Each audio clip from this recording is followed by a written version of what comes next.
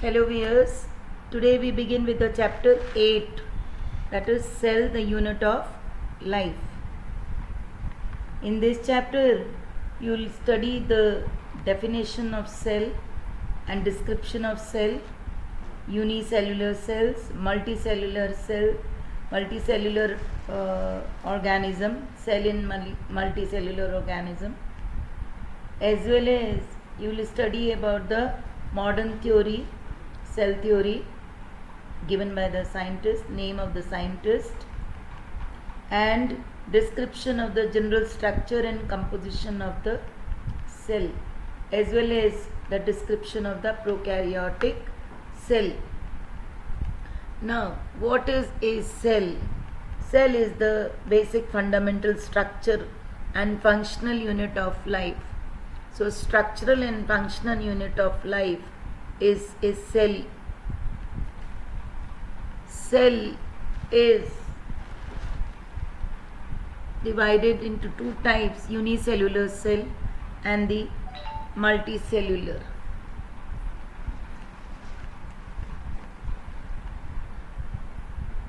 In prokaryotic cell,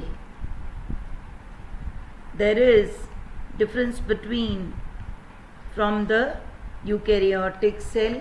In a prokaryotic cell, you will find so many differences than the eukaryotic cell. So first of all, we begin with the cell. So I repeat, cell is the structural and functional unit of living organisms. Robert Hooke observed cork cell and coined the term cell, but Anton van Leeuwenhoek first observed and described the living cell. I repeat, the Robert Hooke observed cork cells and coined the term cell, but Anton van Leeuwenhoek first observed and described the living cells. Then there were two scientists who gave the cell theory. They are Schleiden and Schwann. Schleiden in 1838 and Schwann in 1839 studied different types of plant and the animal cells, and they proposed the cell theory.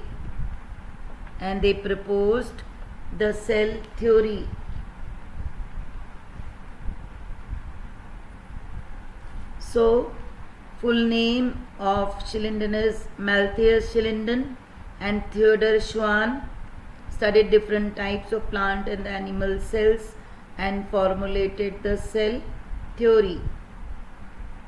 Robert Brown also discovered the nucleus in the cell. Then the Rudolf Virchow was the first to explain that the new cells are formed from pre-existing cells.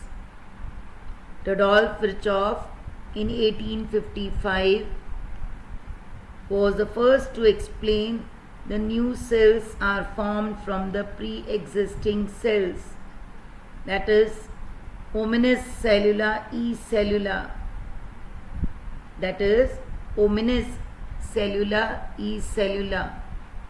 that here you can see on the screen, proverb given by the Rudolf Virchow. He said hominis cellula e cellula means new cells are formed from pre-existing cells. He modified the hypothesis of Schleiden and Schwann and gave the cell theory a final shape. The cell theory is understood presently as all the living organisms are composed of cells and products of cells, and second, all cells arise from pre-existing cells. So the cell theory as we understand today, that has two components. They are all living cells are composed of cells and its or their products, and all the cells arise from the pre-existing cell. Now we move on to an overview of a cell. Now the cells that have a membrane-bound nucleus and membrane-bound organelles are termed as eukaryotic cells. So based on the nuclear organizations, the cell can be categorized into two types. They are prokaryotic cells and eukaryotic cells.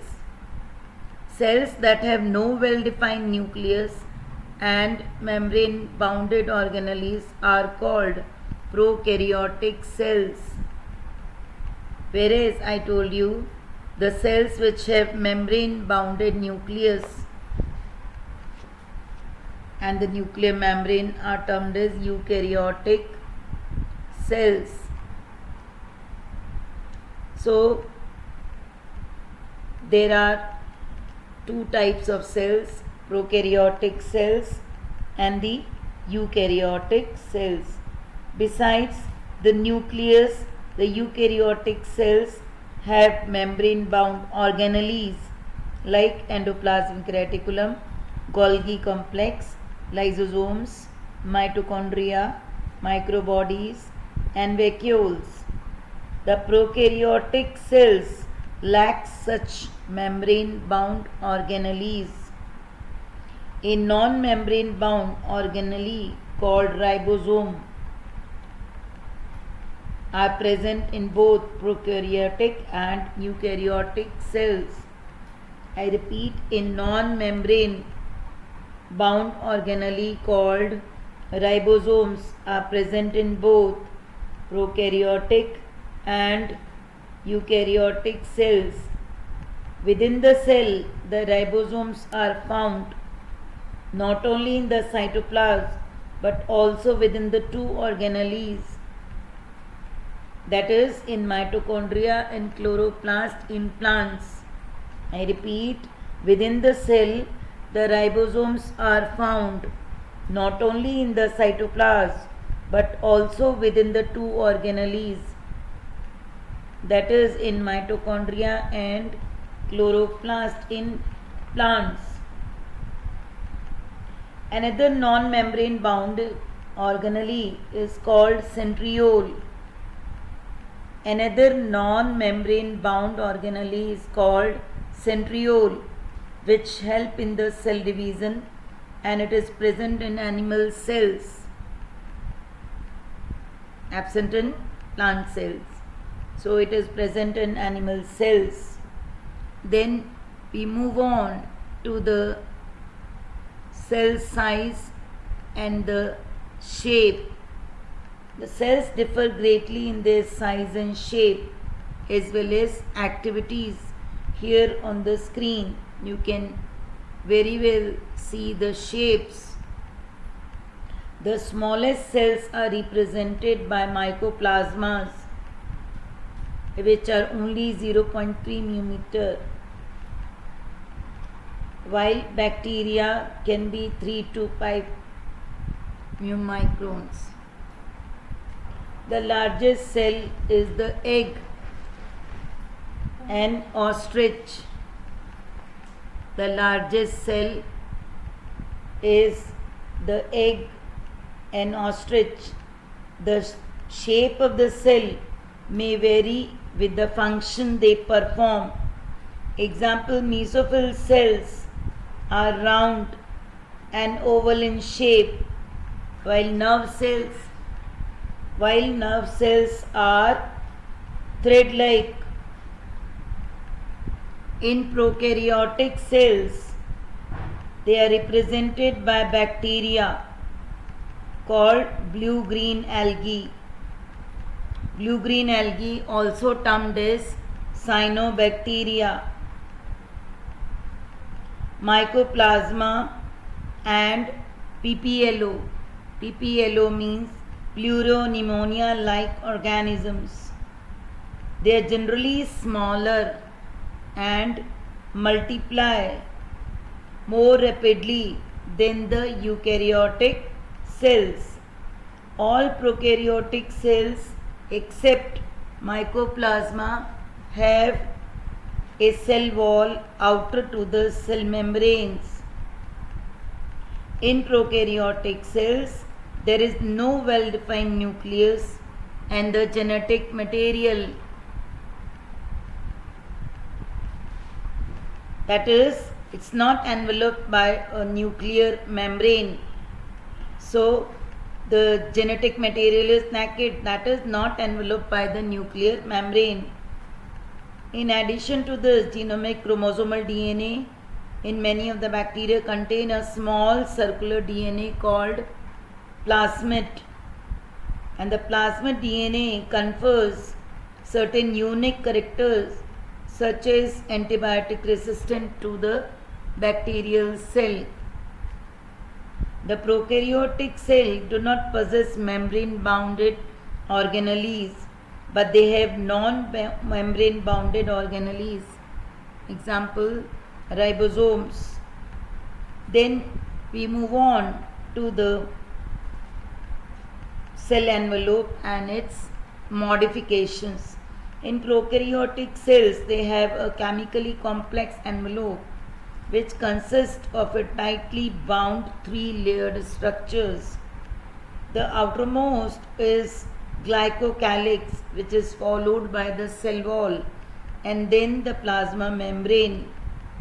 Though each layer performs a specific function, they get together as a single protective covering. In some bacteria, the glycocalyx forms a loose sheath called slime layer. In other, it is a thick layer and a tough layer called capsule. So the bacteria are classified in the two types on the basis of their differences in their cell envelopes and their responses to the staining procedure developed by Gram. They are Gram positive, those which take up the Gram stain, and the Gram negative, which do not take up the Gram stain. Then further you can notice on the screen that the Gram positive bacteria, those which take up the Gram stain, and Gram negative bacteria, those which do not take up the Gram stain. Then the bacterial cell may be motile or non-motile. If motile, they have thin filamentous extensions from their cell wall called flagella, and they show a range in the number and rearrangement of the flagella. Bacterial flagellum is composed of 3 parts: filament, hook, and the basal body. The filament is the longest portion and extends from the cell surface to the outside. Besides flagella, pili and the fimbriae are also the surface structures of the bacteria, but they do not play a role in motility. The pili are the elongated and tubular structures made up of a special protein, pilin, and the fimbriae are the small bristle-like fibers which sprouts out of the cell, and they are helping in the attachment of the bacterial cell to the substratum or to the rocks in streams and also to the host tissues. Thank you.